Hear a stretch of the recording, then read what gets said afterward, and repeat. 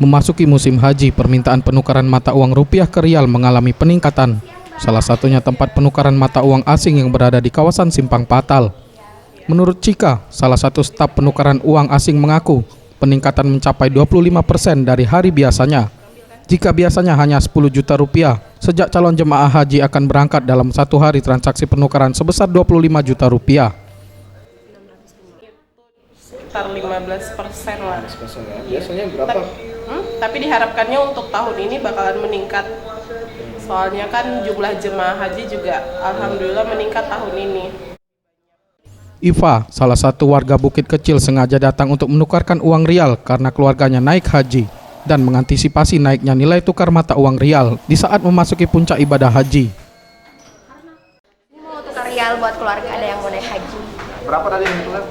Saya tukar lagi 20 juta. Iya. Untuk pecahan sendiri, kebanyakan customer menukarkan pecahan kecil 5 dan 10 rial karena lebih praktis membelanjakannya. Dan selama musim haji, total transaksi di tempat penukaran mata uang asing dapat mencapai puluhan miliar rupiah. Tim Liputan Sriwijaya TV.